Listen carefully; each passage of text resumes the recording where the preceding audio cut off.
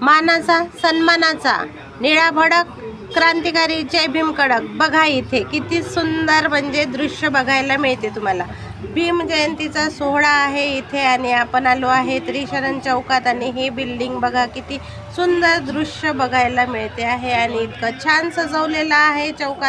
चौकामध्ये पूर्ण तोरणं लागलेले आहेत आणि लाइटिंग लागलेली आहे आणि वर जाण्यासाठी बघा बाबासाहेबांना अभिवादन करण्यासाठी पायरीतून लोकांची गर्दी बघा.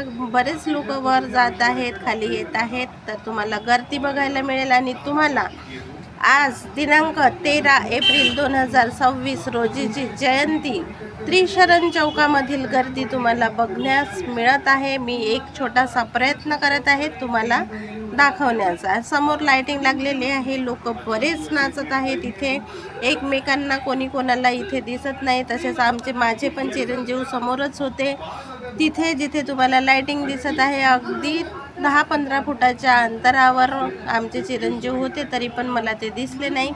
कारण मला घरून तो सांगून गेला होता की नाही मम्मा, मी त्रिशरण चौकात नाही तर संविधान चौकात जात आहोत आणि संविधान चौकातली जयंती करून तो इथे कधी आला ते मला माहीत नव्हतं. त्यामुळे आमची काही गाठभेट झाली नाही आणि मग मी पण इथे गेले आहे. गर्दी भरपूर होती, पण आपला तर नादच खुडा ना. कारण कसं गर्दी किती पण असो आपण जाणार म्हणजे जाणार. कारण आपल्या ज्या बापाची जयंती गाणं लावा म्हणती.